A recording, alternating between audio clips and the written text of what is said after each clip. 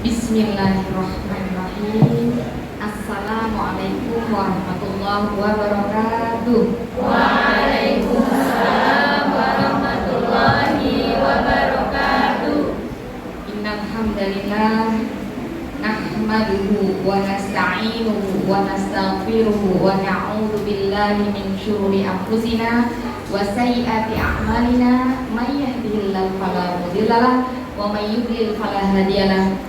Asyhadu an la ilaha illallah wahdahu la syarikalah wa asyhadu anna Muhammadan abduhu wa rasuluhu la nabiyya ba'dah. Rabbi shrah li sadri wa yassir li amri wahlul 'uqdatam min lisani yafqahu qawli. Allahumma anfa'na bima 'allamtana wa 'allimna bima yanfa'una wa zidna ilman. Alhamdulillah ala kulli hal wa na'udzubillah min hali akhirina. Baik, ibu-ibu yang dimuliakan oleh Allah, izinkan saya menyapa dulu ya. Jazakumullah khair. Ini Masya Allah, saya untuk kedua kalinya Allah berikan kesempatan untuk hadir di tengah umahat ya di sini, yang mungkin awal pertama kali saya berada di daerah ini, saya ngisinya di Joglo ya, Joglo Rutar. Ini untuk kedua kalinya, mudah-mudahan bukan yang pertama dan terakhir ya, di Masjid Jenderal Sudirman, betul ya? Masya Allah nih, seorang pahlawan yang patut kita teladani. Mudah-mudahan Allah berikan tempat yang mulia di sisi Allah ya. Sekali lagi, alhamdulillahilladzi bi ni'matil tatimmu sholihat. Hanya dengan izin Allah saya bisa kembali hadir di tengah umahat yang saya mendapatkan informasi bahwasannya ini kumpulan dari beberapa majelis taklim. Ya, jadi saya dapat informasi, Masya Allah ini yang harus kita syukuri. Karena yang namanya nikmat iman itu tidak bisa kita beli. Haknya Allah. Syukurnya dengan apa? Terus belajar di majelis taklim. Harus terus mengikat diri dengan ilmu. Harus kita syukuri. Sejarah sudah bicara. Orang terdekat Rasulullah Sallallahu Alaihi Wasallam, paman yang beliau sangat cintai, paman beliau yang mendongkrak ataupun mendampingi dakwah, yang sudah kita kenal yaitu Abu Thalib ya, dari kecil mengasuh beliau setelah pengasuhan dari kakeknya. Allah tidak berikan hidayah. Ini pelajaran mahal bagi kita.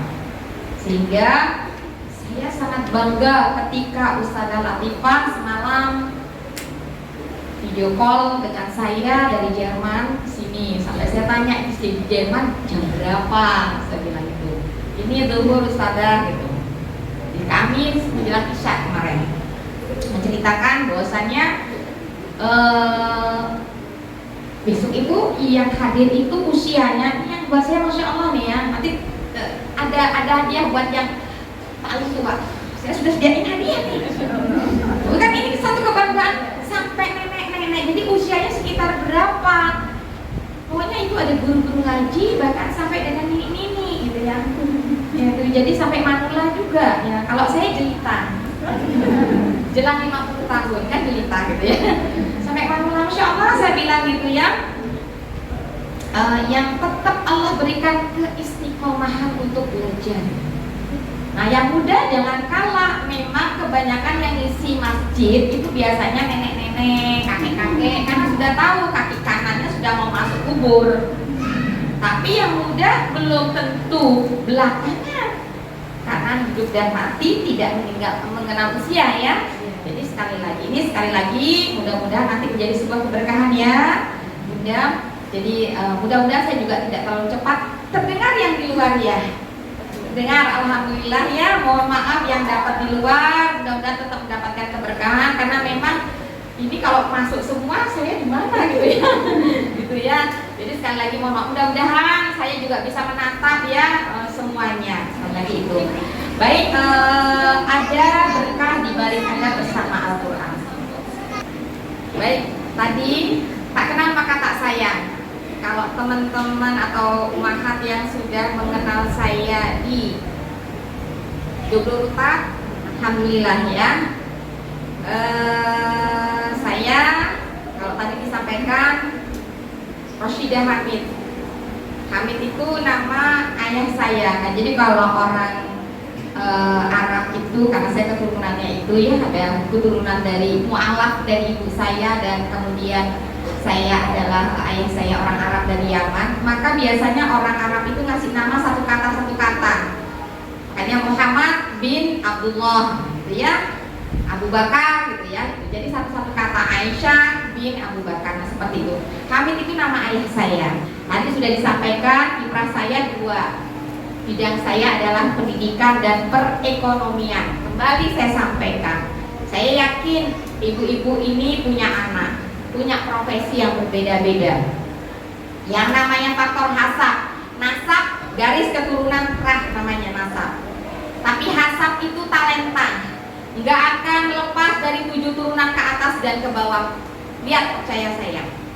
Kalau garis keturunannya ibu pegawai, rata-rata anaknya pegawai. Kalau garis keturunannya guru, atas bawahnya ada nanti anak cucu kita jadi guru. Itu namanya hasab, talenta. Jadi nggak usah lagi yuk kita pergi ke tempat itu, coba kita periksa. Oh, nggak usah. Lihat aja naik dulu. Sudah Allah kasih caranya.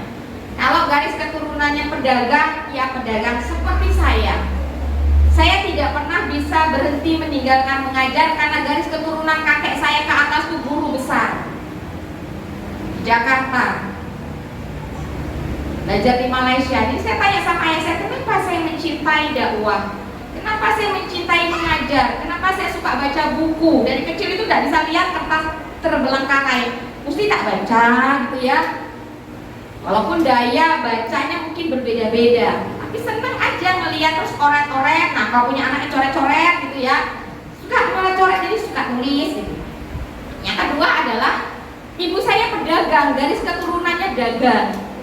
Jadi pertemuan ayah dan ibu saya adalah bagaimana ayah saya pembawa barang, ibu saya penerima barang. Itu ya, jadi jodoh akhirnya. Maka apa? Garis keturunannya adalah pedagang. Nah, ajak anak-anak saya tidak diajari dagang, tapi selalu dibawa. Ayo pergi ke warungnya atau ke tokonya. Jadi kan tiap hari melihatnya itu. Otomatis kurikulum yang ada adalah jual beli, natain, bantuin orang tua. Nah, itu yang harus kita lakukan sehingga anak kita tidak dengan gadget. Ajak aktivitas kita dan kita udah otomatis mewarnai dia. Yang jadi dokter, wah dia kesana repot jelas. Dia jadi dosen, jadi apapun bawa anak itu. Jadi dia lihat, oh ibunya, uminya, mamanya, bundanya, emaknya, mungkin ya bahasanya saya nggak tahu, adalah seperti itu. Ini penting yang kadang-kadang ya. Baik itu di perekonomian, alhamdulillah nanti saya sudah bawa parfum. Bidang perekonomian saya memang dari dulu macam-macam, tapi ketika di Jogja akhirnya dagang parfum. Ya, ada Zamzam parfum silahkan, Abadi parfum ada, UKSH parfum juga ada, Bazar Kuta, Darussalam ada, Lazis Fuzan juga ada, dan kemudian kita mencoba dari parfum yang memang disunahkan karena kita suka wangi ya, Rasulullah suka wangi ya. Dan kemudian saya buka juga bekam, karena bagaimanapun yang paling indah adalah ketika kita kembali pada sunnah Rasul, jadi tipu nabawi seperti itu ya bekam. Nah, semua yang saya lakukan perekonomian ini untuk mendongkrak yang namanya juga pendidikan. Gak bisa ada datang ke sekolah saya tiba-tiba terbentur dengan masalah biaya, kan gak mungkin menutup ya. Oke, apa yang harus kita bantu? Jadi sekali lagi, di mana akhirnya untuk bisa mencukupi pendidikan itu ya dari perekonomian yang ada. Sehingga siapapun yang belanja di tempat kami otomatis juga ikut pembiayaan. Ada berkah ketika belanja di Zamzam ya. Seperti ini iklan dulu di awal ya. Baik, bunda-bunda pasti ingin mengenal wajah saya. Saya bukan orang yang ekstrim dengan pakai niqab nih Bu Ida gitu ya. Sebenarnya saya bukan yang menggunakan cadar masih secara langsung, ini tidak, karena cadar itu punya beda pendapat. Yang jelas bukan sebuah kewajiban, ya, bukan sebuah kewajiban. Hanya saja karena kita ini wanita ini indah, cantik ya, dan saya merasa diri saya cantik. Ya, karena Allah ya, kalau perempuan kan cantik ya, gitu ya. Kalau nggak saya nggak dipilih sama suami saya lah, gitu ya. Itu kondisi mungkin saya jarang bersama suami karena kondisi suami saya kadang kalau lagi sehat bersama saya, kalau tidak ya tidak, gitu ya. Kemudian pandemi saya mencoba belajar karena daripada saya pakai masker, gitu ya. Jadi artian kata bukan satu hal yang nanti lihat aduh Bu Ida, karena maaf lingkungan kita ini berbeda-beda. Dan dakwah saya adalah saya tidak menginginkan tanda kutip teman-teman adalah ekstrim, dan Islam itu bersaudara ya. Jadi sekali lagi nanti setelah pada saat saya nanti setelah memperkenalkan diri ibu sudah melihat itu nanti kan bisa ingat ya, soalnya kadang-kadang nih maaf ya, saya tahu kelemahannya bercadar kalau tidak sering berinteraksi siapa ini ya gitu ya. Jadi kalau sudah sering berinteraksi walaupun ditutup hafal dari bentuk tubuhnya, bentuk mukanya gitu ya. Jangankan ibu-ibu, wali santri saya aja yang pakai niqab itu saya jadi sebentar dulu, bunda ini siapa sih gitu ya. Gitu ya. Jadi tujuan saya melepas ini setidaknya kenal bidan rumah cantik gitu ya. Masya Allah ya, seperti itu ya. Jadi nanti biar supaya tidak nanti ada penilaian tanda kutip dengan saya dikiranya saya nggak ada hidungnya gitu ya. Gitu ya. Jadi saya itu nanti tapi begitu ketika nanti ngisi pengajian izinkan saya menggunakan lagi karena ini saya disolot nih ya. Nanti akhirnya nggak fokus ngelihat pengajiannya, ngelihat wajah saya gitu ya. Itu ya kalau ingat-ingat Zulaiha dengan Yusuf kan gitu. Baik ya, bismillah. Jadi ibu, nah ini kan sudah bisa lihat saya ya. Sudah tua kan ya Bu?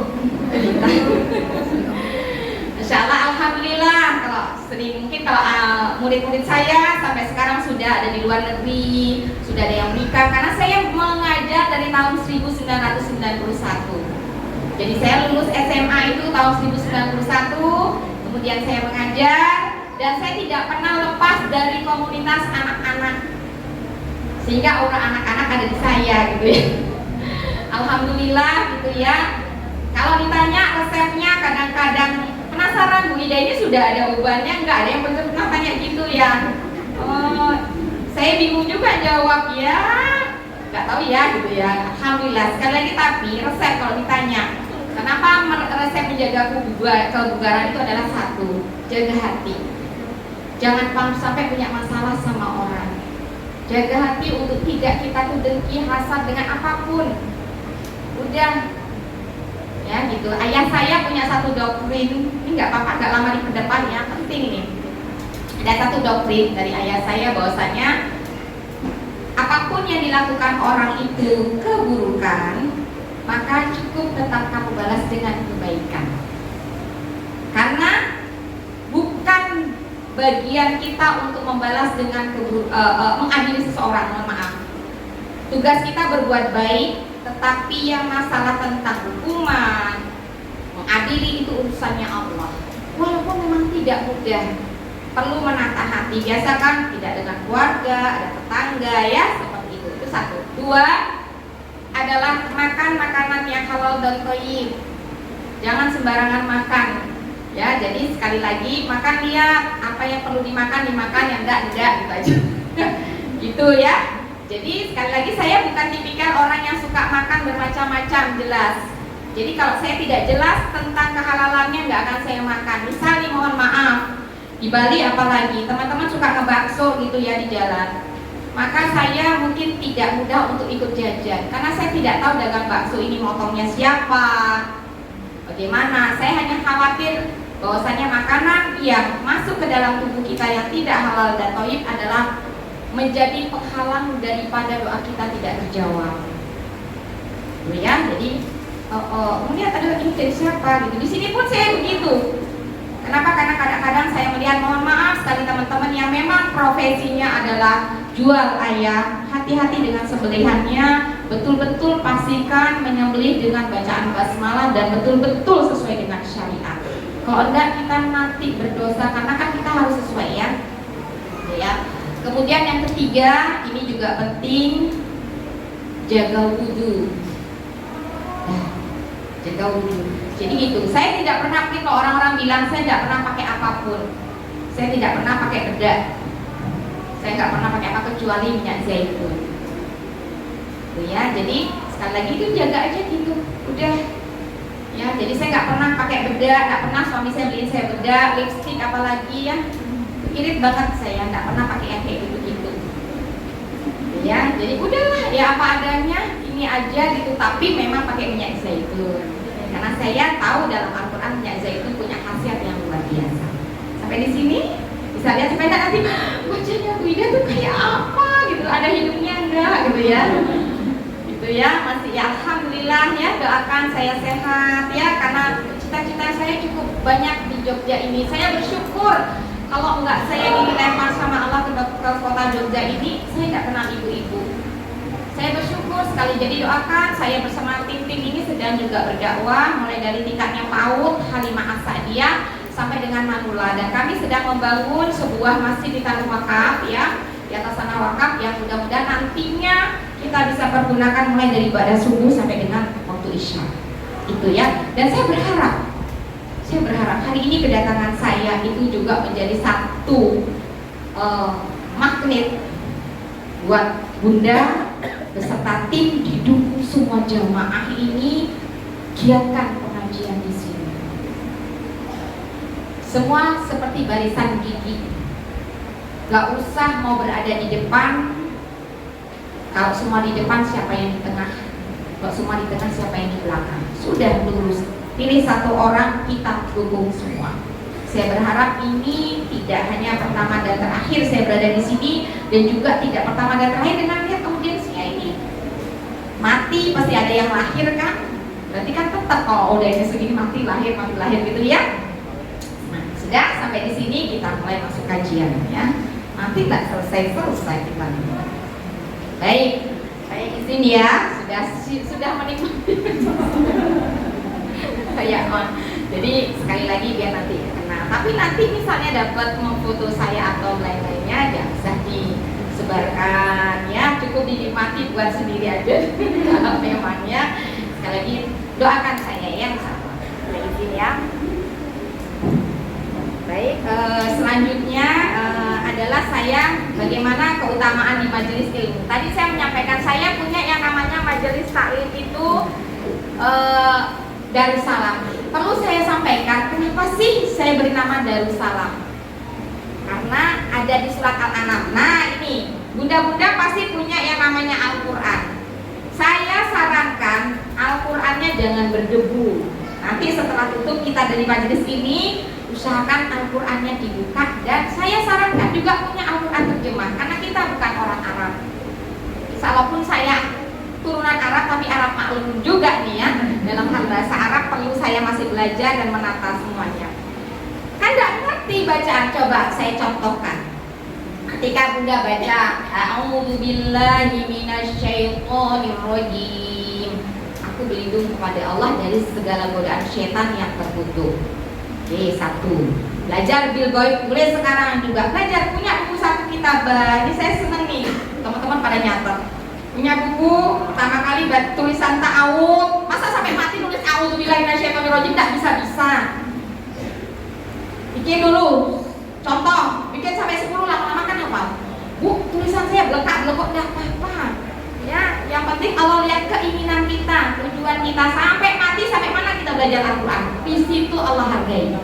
Baik dari bacaannya, baik artinya, baik kita berusaha mengamalkannya, baik kita juga nulisnya. Nanti bangga, aku udah bisa tahu, tulis tahu aja udah bangga, coba dia suruh. Dan gitu ya. Tidak semuanya, karena saya ngetes juga nih teman-teman yang kadang-kadang daftar tempat saya, nulis ta'awud pun tidak bisa. Nulisnya Indonesia, ya saya juga bisa kalau tulisan Indonesia ya. Kemudian yang kedua sekarang, Bismillahirrahmanirrahim, dengan nama Allah yang Maha Pengasih dan Penyayang.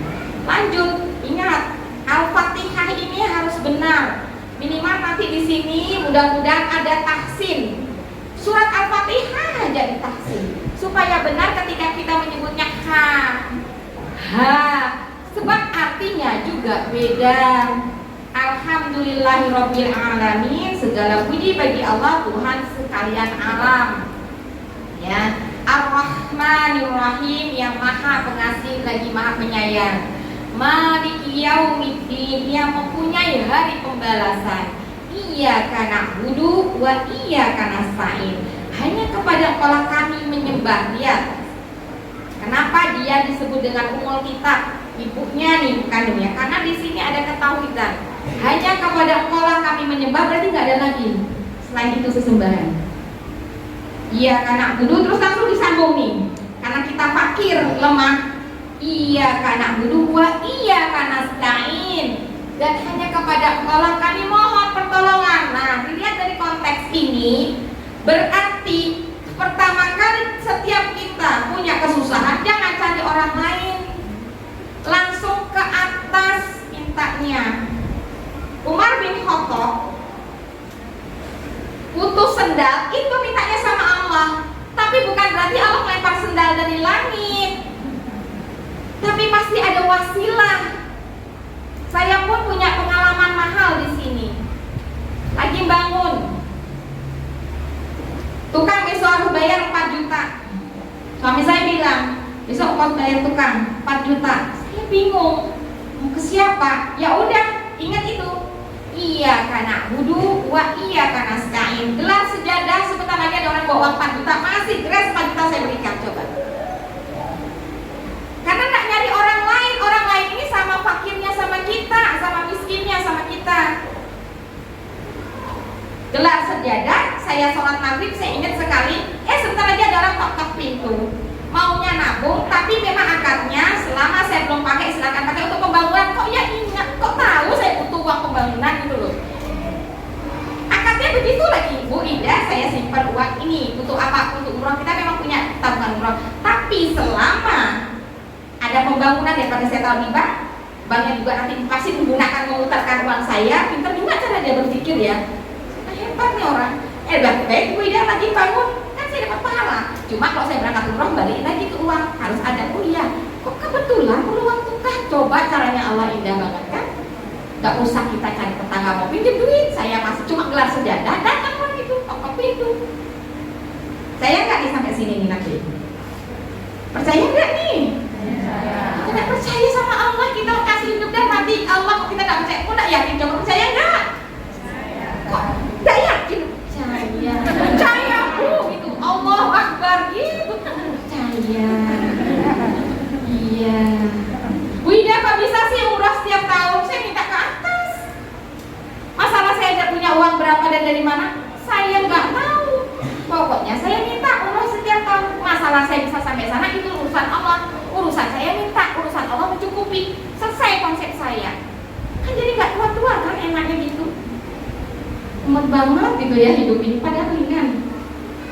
Urusan saya minta, urusan mencukupi itu Allah. Karena kita ini fakir, kan Allah udah bilang kita nggak bisa apa-apa, nggak punya apa-apa. Ketika ada rasa sombong, makanya kita nggak dicukupi. Coba konsepnya dipakai, nanti ketemu saya. Setelah konsep itu betul tuh Bu Ida.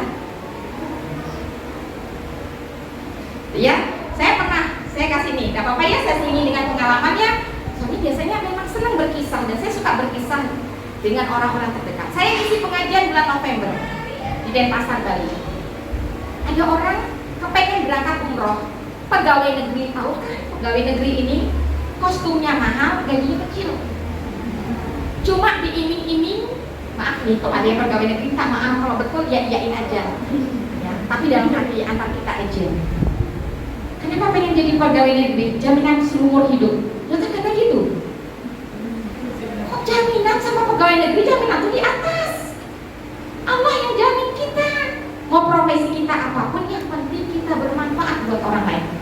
Hinas angkau, jadi jangan jadikan, ajarkan anak kita konsep dunia. Mak, kamu jadi apa saja tidak mengapa, yang penting kau bermanfaat bagi orang lain. Itu konsepnya akhirat.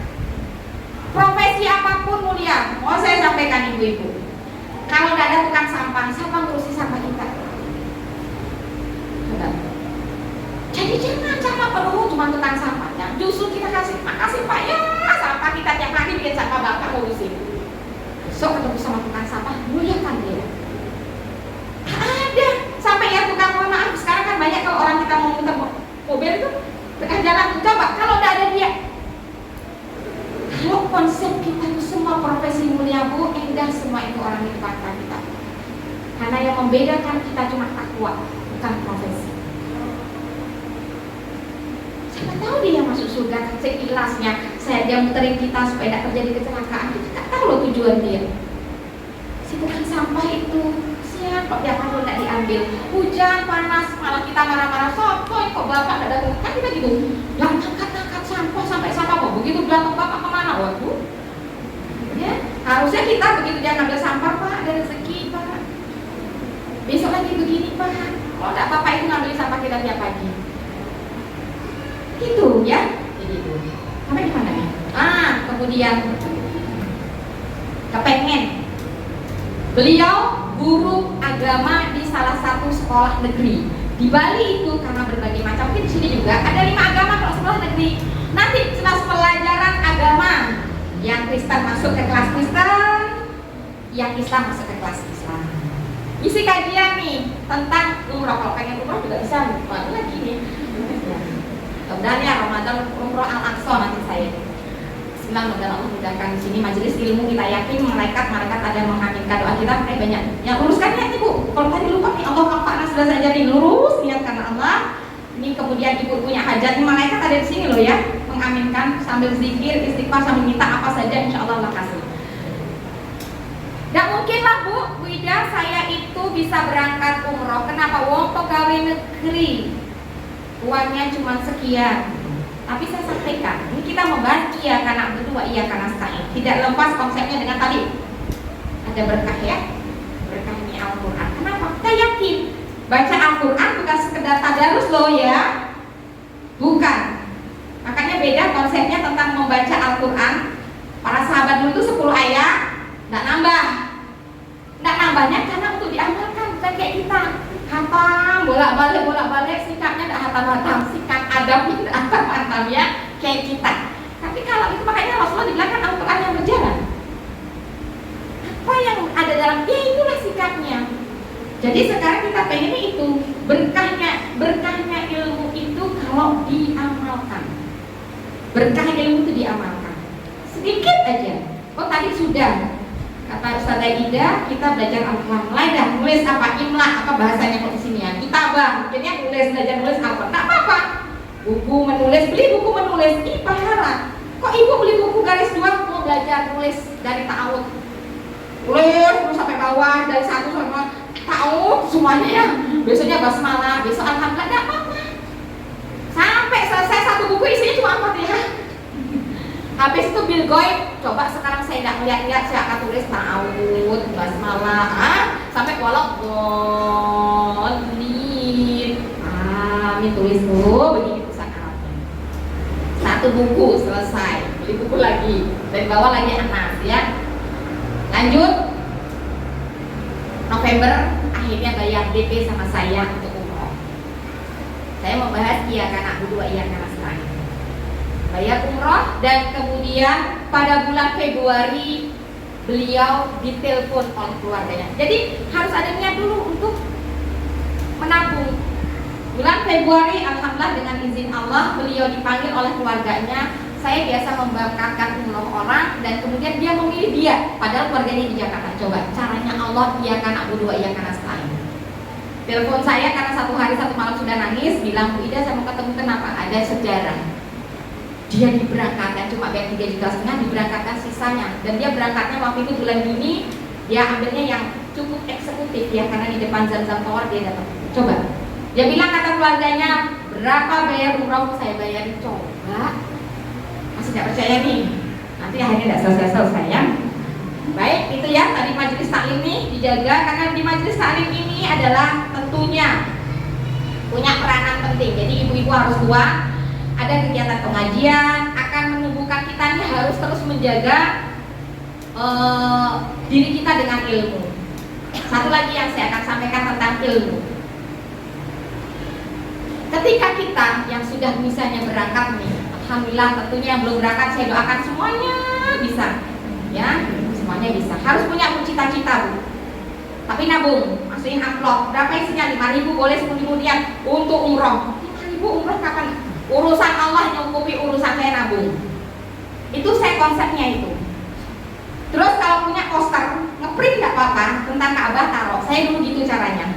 Taruh begitu, salam kanan, salam kiri, melihatnya Ka'bah. Ya Allah, saya mau ke sana. Ya Allah, saya mau ke sana gitu. Coba konsepnya sampai rumah ya. Gimana cari poster, beli pun print. Kita cucunya, anaknya apa, pokoknya salam ke kiri, melihatnya Ka'bah. Saya mau minta ke sana ya Allah. Saya katanya kiblatnya Ka'bah. Ini Ka'bah ini kayak apa sih rupanya? Itu dulu konsep saya kayak gitu. Ya. Jadi sekali lagi dicoba untuk bisa seperti itu. Mudah-mudahan nanti Allah mudahkan.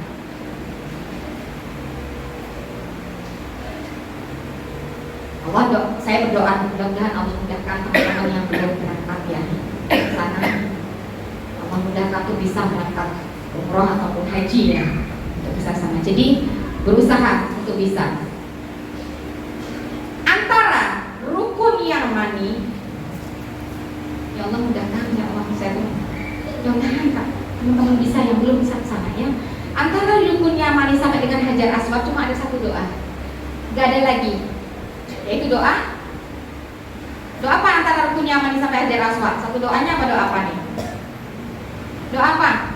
Yang lainnya ketika kita muter Ka'bah yang segi 4 itu hanya ada, boleh doa apa saja, tapi antara rukun Yamani sampai dengan Hajar Aswad hanya satu doa. Doa apa? Coba doa sapu jagat. Rabbana atina fid dunya hasanah wa fil akhirati hasanah wa qina adzabannar. Saya tadabbur nih, kenapa kok cuma doa itu aja sih yang disuruh sama Allah? Kan kita selalu belajar doa itu ya, kalau habis sholat, angkat tangan ya, pasti doanya kita macam-macam dan pasti tidak lupa baca doa itu. Ya Allah ya Tuhan, ada Rabbana atina fid dunya hasanah wa fil akhirati hasanah, kita mohon kebaikan kehidupan di dunia dan kebaikan kehidupan di akhirat. Menurut Imam Hasan Al-Basri, Rabbana atina fid dunya hasanah itu kata kita minta yang namanya kebaikan apa? Ilmu dan amal. Ilmu dan amal, nyari ilmu untuk kita amalkan. Sementara yang satunya Rabbana atina fid dunya hasanah wa fil akhirati hasanah, dan minta kebaikan adalah di negeri akhirat adalah tidak lain dari tafsirannya adalah juga dua.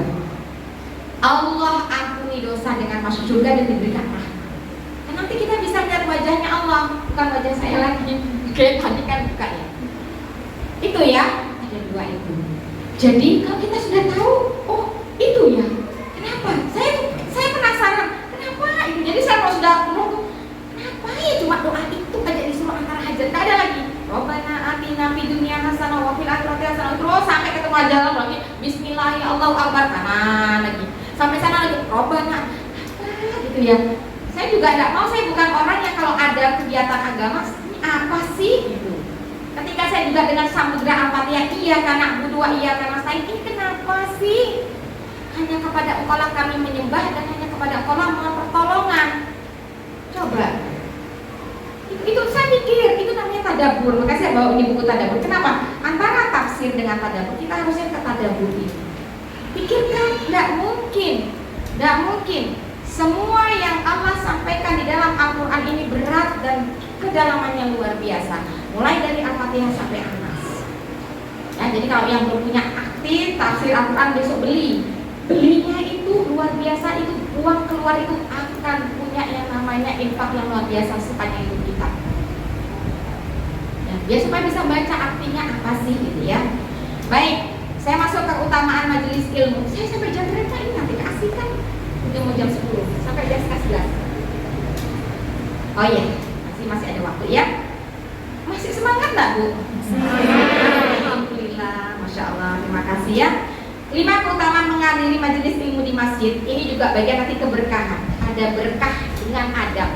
Ternyata ini ibu-ibu itu sudah beradab di sini. Persis seperti ini. Ketika Rasulullah tuh mengajar di majelis ilmu, itu tuh diam. Gitu yang kita ajarkan juga di kitab ya. Diam gitu ya.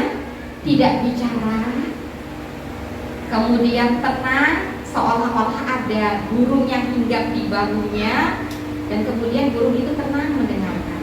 Seperti ini, karena kebanyakan majelis ilmu yang tidak beradab itu ngomong, gitu ya, sehingga tidak dapatkan keberkahan. Tadi bagaimana ngomong sama ngomong? Ya, jadi dengarkan, oh itu catat, sudah diikat ya. 1. Dimudahkan jalannya menuju surga. Kebaca ya di sana. Nah, itu ya.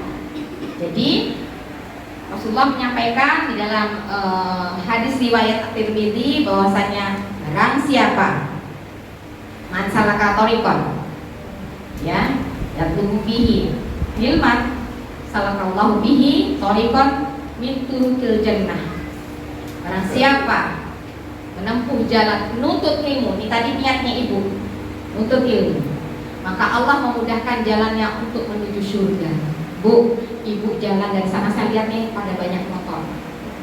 Bukan tidak mungkin kalau tidak ibu luruskan niat tengah jalan, bukan saya mendoakan, kita nggak tahu hidup dan mati. Satu contoh, dulu saya mudah-mudahan Allah tempatkan di tempat yang mulia, meninggalnya dalam keadaan habis ngajar ngaji di depan. Makanya bu, ini muridnya dulu habis ngajar belajar itu sampai tidak percaya, meninggalnya baru mau naik motor jatuh, meninggal langsung. Coba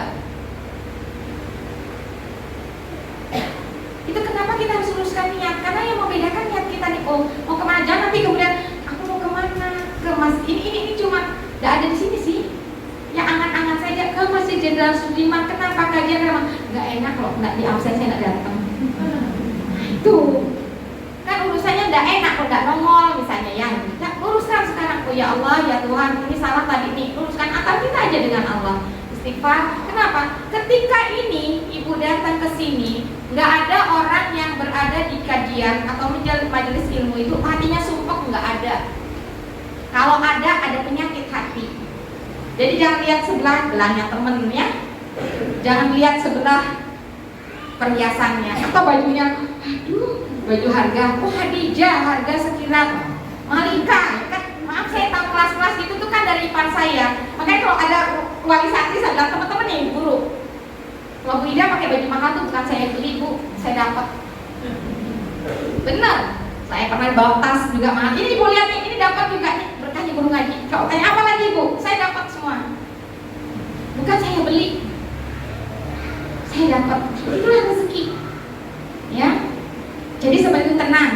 Apa janjinya? Barang siapa menempuh jalan menuntut ilmu, maka Allah memudahkan jalannya ke surga. Ya tadi itu ilmu amalkan. Kita mau masuk surga tapi malas ke majelis ilmu, tidak ketemu, maka mintalah istiqomah datang. Jangan nenek-nenek yang banyak di masjid, ya, atau jangan nenek-nenek malas ke masjid, kan gitu ya. Sudah. Jadi yang muda ikut menggerakkan, yang nenek-nenek ikut hadir meramaikan. Nenek-nenek disuruh ngangkat-ngangkat, kasihan juga kita tahu, ya, yang muda-muda gitu ya. Kemudian kedua, mendapatkan ketenangan, rahmat dan dimuliakan para malaikat. Orang yang mempelajari Al-Quran di masjid tersebut, kata Nabi Shallallahu Alaihi Wasallam, akan mendapat ketenangan. Tidakkah satu kaum berkumpul nih di salah satu rumah di rumah-rumah Allah, membaca kitabullah. Saat ini saya lagi tidak baca kitabullah, kan saya yang menjelaskan. Apakah Bu Ida keluar daripada kitab Allah? Kan tidak. Itu membaca kitab Allah, kitabullah, dan saling mempelajarinya, melainkan akan turun kepada mereka sakinah, ketenangan. Mereka akan dinaungi rahmat, mereka akan dilingkupi para malaikat, dan Allah akan menyebut-nyebutnya mereka di sisi para makhluk yang lain yang dimuliakan Allah di sisinya. Jadi yakinlah, oleh karena itu ini kita berharapnya jangan hanya di dunia kita kumpul. Misalnya nih besok kita diadili nih sama Allah, tidak ketemu saya, cari sebentar dulu. Kita pernah nih kumpul-kumpul nih di majelis ilmu, ya, kok nggak kelihatan yang namanya Bu Ida? Cari gimana ya Allah? Itu dia pernah kasih, saya pernah ketemu. Cari, karena nanti kita di sana sama. Perbedaannya hanya kepada saat ini harus diyakini. Ya, rukun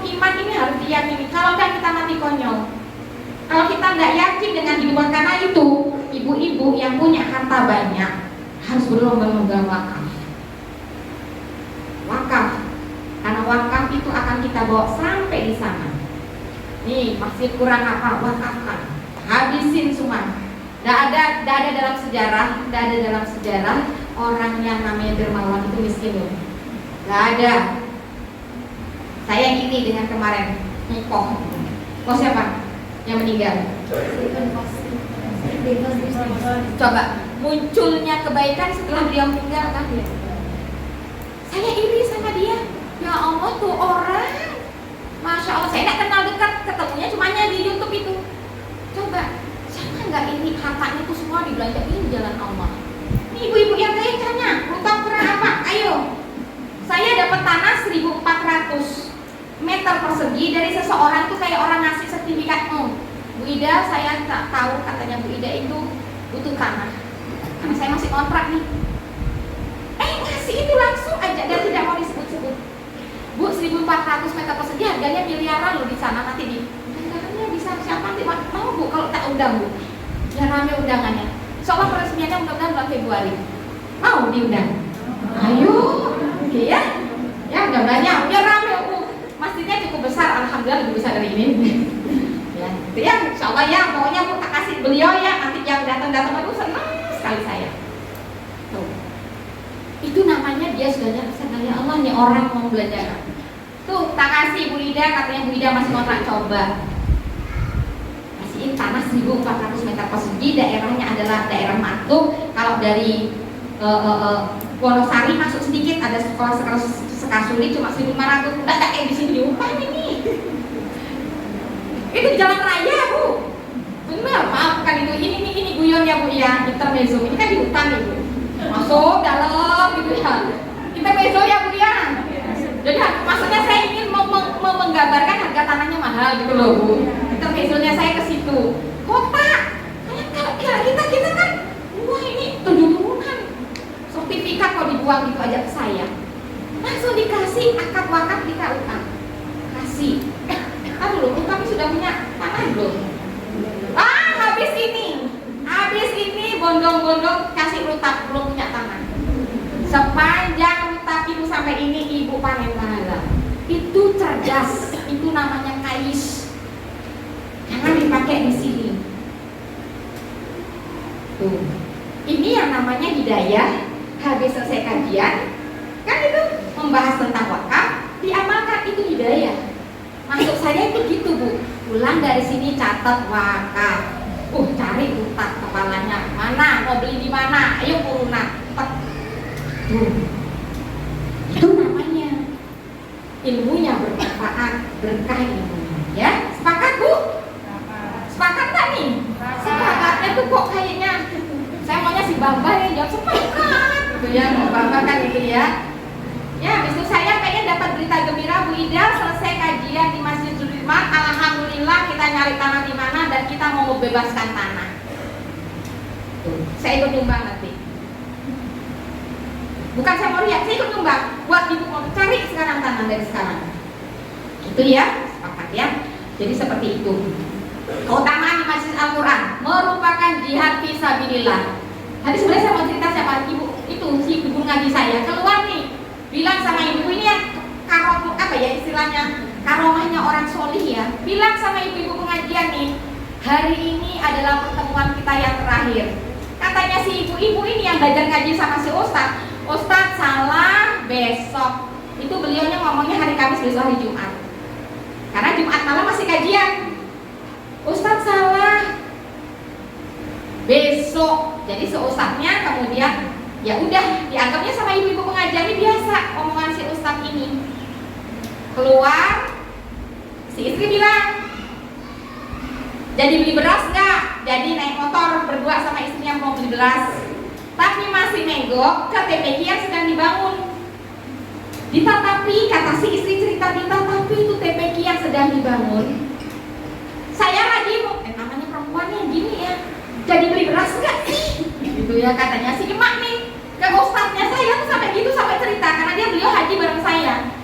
Ya Allah dah, katanya manggil saya Bu Ida, dah lagi sebenarnya dibeli beras nggak nih? Nah tapi bangunan sampai lama keluar Jadi katanya si suami ini ya, karena sudah kayak nenek sebenarnya berdua ini. Masya Allah Ustadznya, Masya Allah, benar Allah tempatkan di tempatnya, karena meninggalnya hanya malam Jumat paginya, Masya Allah yang menyebutkan. Naik motor baru nyetater motor, jadi motor tuh diem, bukan motor jalan di tangga, motor tuh diem. Ustadz ini jatuh. Ibu kalau tahu orang ngaza, bunyinya kan beda ya, kayak ngorok gitu ya. Jatuh itu langsung bunyi itu ada diangkat, tidak masuk ke rumah salah satu murid ngajinya TPG dewasa itu. Habis itu diumumkan Ustadz meninggal, semua tidak percaya. Oh tadi habis pengajian baru orangnya cuma baru pulang, belum nyampe rumah. Kan dibilang berita bohong. Ustadz ini meninggal, aku tidak habis pengajian. Baru disambutkan, berarti tadi dia pamit.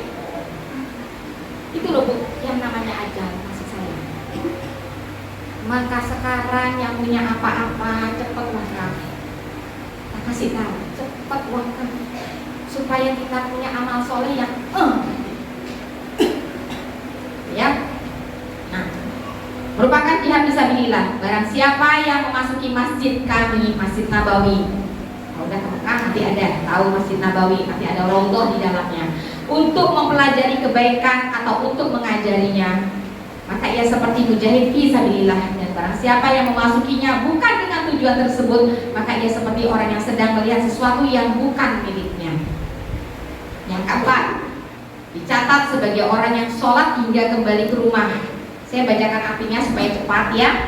Jika seseorang, Rasulullah SAW bersabda, jika seseorang berwudu dari rumah, jadi kalau mau datangi majelis ilmu atau kita jaga wudu, seperti tadi saya sampaikan jaga wudu, habis masuk ke kamar mandi, apakah kita berhadas kecil ataupun hadas besar, jangan malas wudu. Awalnya berat, saya dulu awalnya berat, karena saya tidak pakai bedak kan, berarti saya tidak berat sama bedak saya. Biasanya kan kita berat sama bedak dan lipstik nih. Pokoknya habis saya dari kamar mandi keluar saya harus punya wudu. Masalah nanti batal itu urusannya, tapi setiap masuk kamar mandi lagi punya wudu lagi. Udah istiqomah di situ aja. Ya. Melakukan wudu, kemudian mendatangi masjid, maka ia terus dicatat sebagai orang yang sholat hingga ia kembali. Maka janganlah ia melakukan seperti ini. Kemudian beliau mencontohkan tasbih dengan jari-jarinya. Dalam artian kata bahwasanya kita berharap sekali bahwasanya apa yang menjadi ketika kita berniat ke masjid sholat, kemudian ada pengajian seperti ini, majelis ilmu, maka selama berada di majelis ilmu itu, selama kita tidak menggunakan untuk berbuat yang sia-sia, maka dia akan mendapatkan yang namanya pahala sholat sampai kemudian dia kembali ke rumah. Biasanya itu Rasulullah seringnya adalah waktu pada subuh sampai dengan waktu syuruk. Ya, kajiannya Rasulullah itu pada subuh sampai dengan waktu syuruk, itu harus syuruk selesai. Begitu ya. Kemudian yang kelima, dicatat amalannya dieminin. Ya, kita berharap sekali kita mendapat catatan itu, catatan ilmiah karena tempatnya tinggi ya. Maka jika seorang berangkat ke masjid berniat untuk sholat, kemudian setelah sholat ada pengajian majelis ilmu hingga waktu sholat selanjutnya, misal antara maghrib sampai isya yang sering, pada subuh sampai dengan waktu syuruk mungkin yang terbiasa, maka ia terus akan dicatat amalnya, kebaikannya yang ia lakukan di masjid tersebut. Seperti itu ya.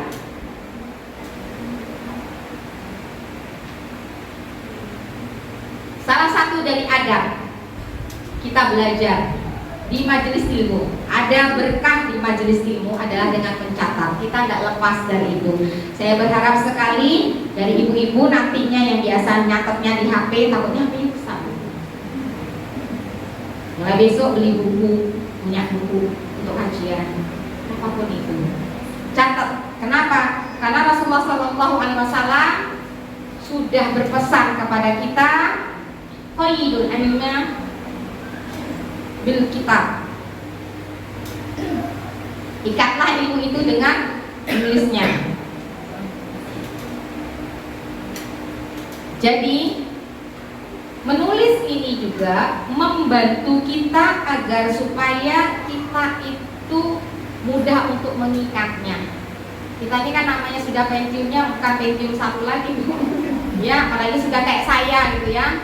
Kadang-kadang naruh apa gitu Ida mau kemana? Sebentar saya lupa nomor ini. Makanya saya kadang-kadang nih ya Allah, sudah nenek-nenek ini bukan jadi giniannya, jadi tambah lupa gitu ya, banyak lupa gitu ya. Nah seperti itu. Nah kita ikat dengan tulisan seperti itu ya. Dalam adab bermajelis ilmu itu, Abdullah bin Mubarak menyampaikan 5 tahapan. Ini sudah kita lakukan dan saya melihat ibu-ibu di sini, masya Allah. Pertama adalah dengarkan dulu. Setelah dengar, mendengarkan. 5M nanti, mendengarkan. Sudah mendengarkan, kemudian pahami maksudnya. Oh, maksudnya seperti ini. Sudah memahami, yang ketiga, naik level yang ketiga adalah menghafal. Tadi Ustazah Ida menyampaikan bahwasannya pada saat kita punya harta, maka tertinggi daripada amalan, tertinggi dari harta kita adalah kita wakaf. Sodako, infak itu di bawahnya. Wakaf ini jelas tertinggi, ya, tertinggi. Maka kita wakafkan, karena tidak bisa lagi. Kalau udah wakaf adalah kita berniaga kepada Allah. Sama sebenarnya, cuma berbeda nanti dalam hal ini, ya. Seperti itu. Dengarkan, mendengarkan, memahami, menghafal, naik, kemudian mengamalkan. Amalkan 5M ya. Kemudian yang kelima, mendakwahkan. Kita sudah bisa melakukan, ajak temen nih. Saya misalnya ngajak Bunda melakukan, sepanjang apa yang dilakukan Bunda saya dapat pahala. Maka kita harus di sini. Tausiahnya bilhaq, jangan ngajak kepada orang kepada keburukan. Nanti kita yang banjirnya adalah keburukan. Ngajak musuhin orang, ngajak gak suka sama orang, ngajak ke tempat yang gak baik misalnya. Jangan sampai itu. Jadi sampaikan kita gak bisa bertanggung jawab di hadapan Allah pada saat kita ngajak keburukan. Ada orang rasanya ini misalnya punya masalah, boleh saya tahu nih Mbak Cindy ya, tempat saya. Kalau ada orang punya masalah, saya bilang selesaikan masalahnya, tidak ada untungnya cerita ke saya. Saya paling nggak suka diajak gibah. Kenapa? Sudah saya nggak ikut campur. Saya sedikit punya amal, diambil dia. Kok enak? Kita harus berpikirnya gitu. Sudah saya sedikit amalnya, ya. Kemudian dia yang salah, kita ngomongi diambil sama dia amalnya, kok enak?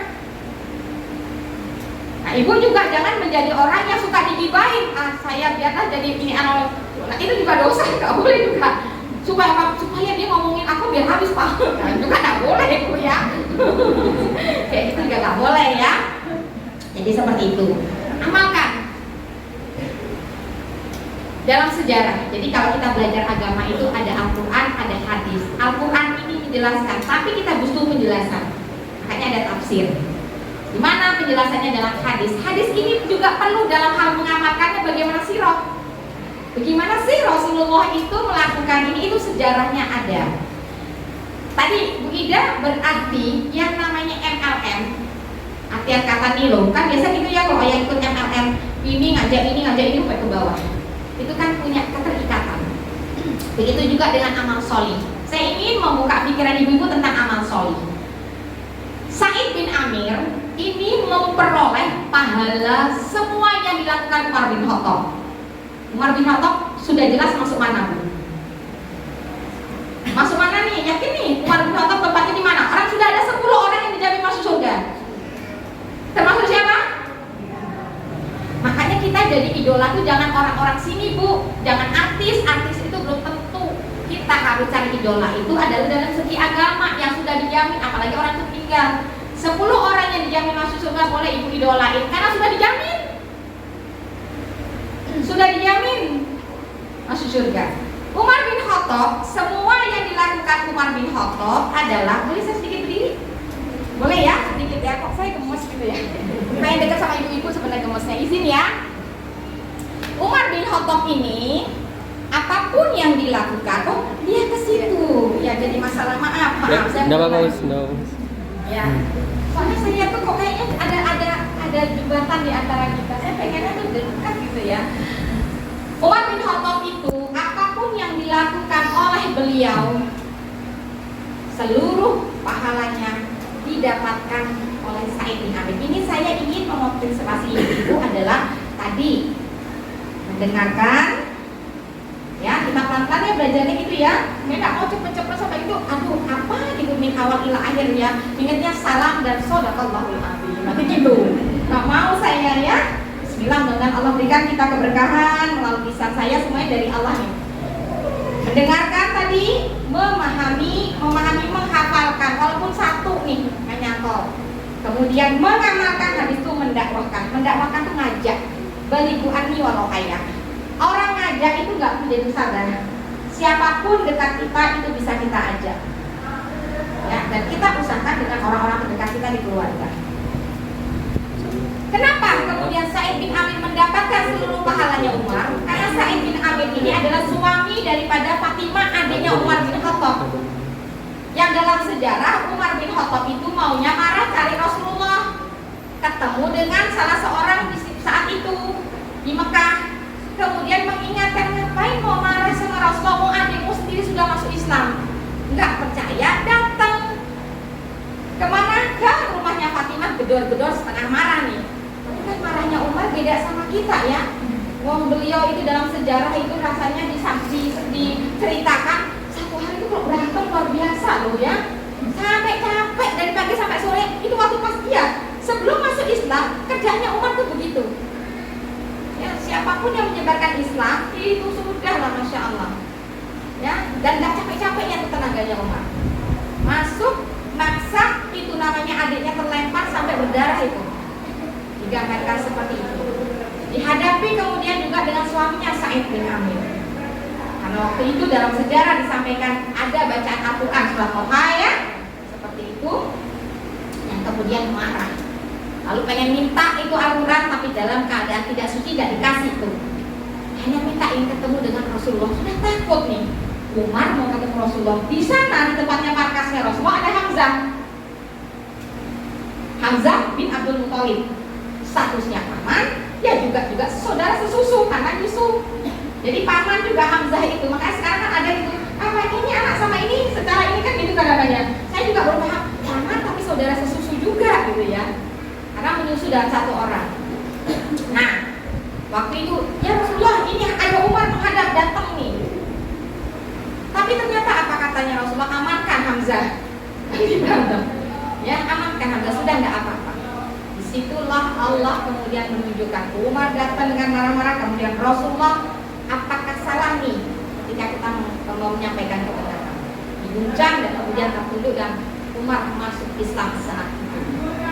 Dalam waktu dekat itu masuk Islam, beberapa yang masuk Islam ya. Nah, kemudian disitulah Sa'id bin Amir memperoleh pahala.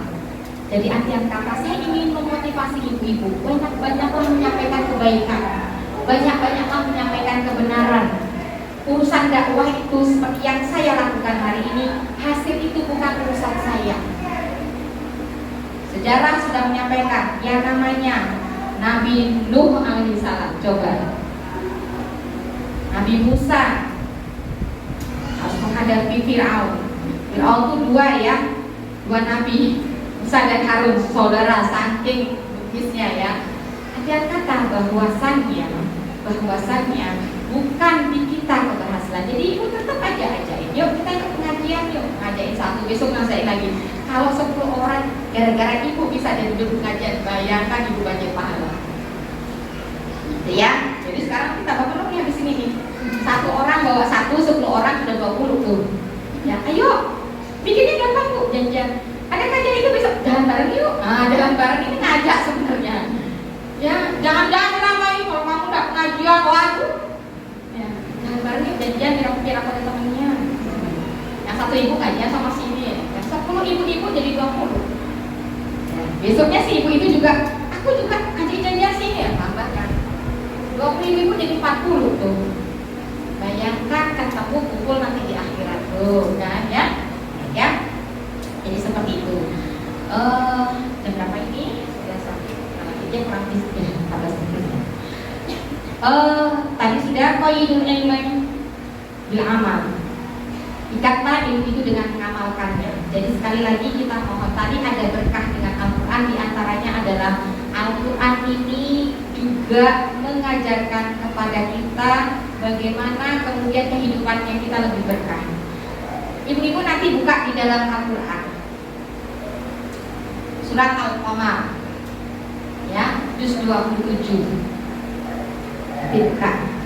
Allah bersumpah di 4 ayat. Seingat saya, nanti dilihat ayat 17, ayat 22, ayat 32 dan ayat 40. 4 kali Allah bersumpah. Dan Allah kalau bersumpah sekali saja itu sudah kedalamannya luar biasa. Ada sumpah Allah nih, wadduha, demi waktu duha. Kami nanti ya, ibu-ibu kalau Allah anaknya ada yang masuk di kami, di Kuta, itu kami ajarkan. Kami ajarkan makna-makna. Jadi materi kami ini tidak ada yang lepas daripada Al-Quran. Kurikulum kami itu kurikulum Quran. Kenapa sih Allah bersumpah dengan wadduha, demi waktu duha? Coba sekarang waktu duha sepenggalan main. Kalau kita melihat dari sisi sains, ada matahari pagi.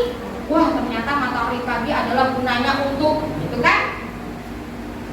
Siapa yang ngajari? Allah yang ngajari kita. Masuk waktu duha itu baru satu sumpah. Saya masuk nanti ke surat Al-Qamar. Saya ingin membuka ibu itu sumpahnya cuma sekali, waktu duha. Kedua, sumpahnya Allah wal asr, demi waktu asar. Ada matahari lagi, merahnya sama, ya, tapi beda fungsinya. Ya, beda fungsinya. Kalau kita yang belajar sains, tidak akan terjadi yang namanya apa, fotosintesis. Kecuali dengan apa? Ada matahari ini masak kan gitu ya, kalau kita masih SD masak ya, terjadinya masak. Kemudian waktu sore, waktu asar ini tidak akan terjadi yang namanya pembuahan kalau bukan karena matahari itu atau sore. Itu kalau kita mau kaji di segi sains. Wal asr, wal laili, dan demi waktu malam, wal fajar, demi waktu fajar. Maka di sini Rasulullah Allah Subhanahu Wa Taala itu berfirman agar ibu-ibu tuh yakin bisa belajar Al-Quran nih. Dalam surat Al-Qamar tadi 4 ayat, sampai ingat ayat ke?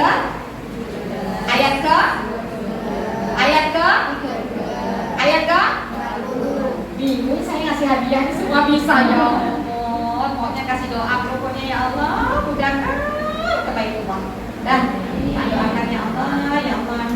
Sering-sering baca labbaik Allahumma labbaik, labbaik la syarika lak labbaik, innal hamda wan ni'mata lak wal mulku la syarika. Sudah sering itu ya Allah untuk panggilan. Udah terus ngambil tadi ya. Nabung lo ya, saya bilang lo Bu. Nabung berapapun.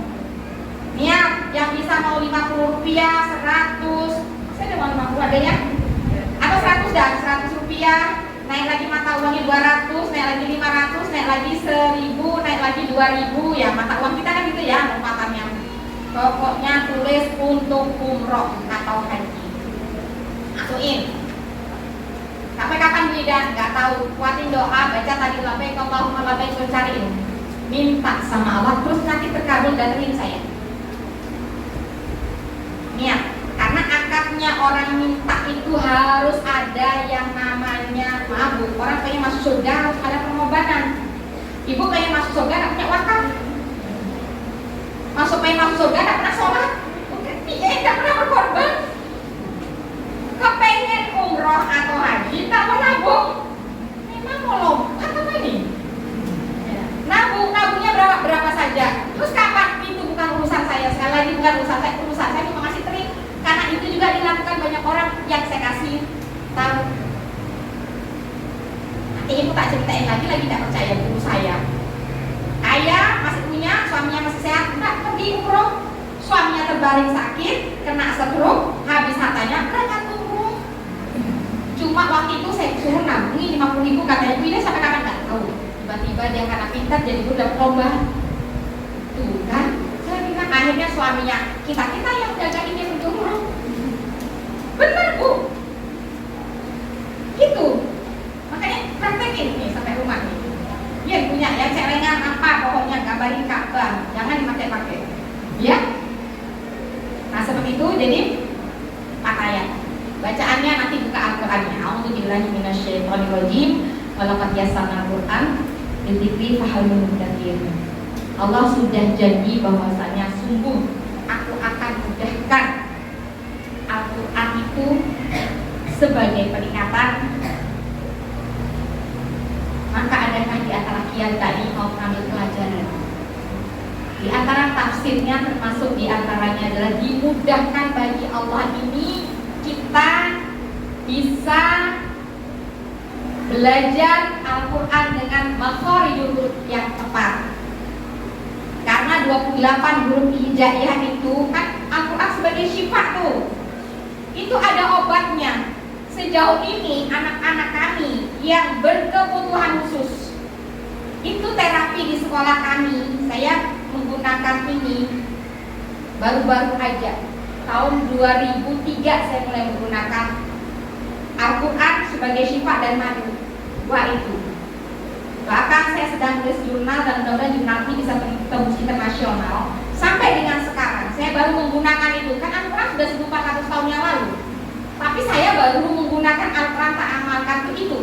Al-Quran sebagai syifa. Oleh karena itu tidak ada satupun mata pelajaran kami itu tidak dengan Al-Quran. Saya nyari sekolah dulu anak saya tahun 2013 kesini saya tanya jam pelajaran Al-Qurannya jam keberapa. Saya tidak lihat sekolah itu international school. Mohon maaf ya, saya tidak lihatnya ke situ. Waktu wawancara dengan guru dan kasatidahnya saya cuma tanya jam Al-Qurannya jam keberapa Ustazah? Jam ke-0. Maksudnya jam ke-0? Saya tanya tadi. Nanti Bu siang jam 1 setelah semua mata pelajaran matematika bahasa. Oh enggak, saya enggak jadi masuk. Padahal saya sudah bayar.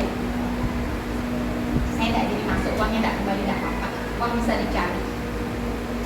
Kenapa? Saya maunya jam pertama masuk anak itu ke sekolah, jam pertamanya Al-Quran.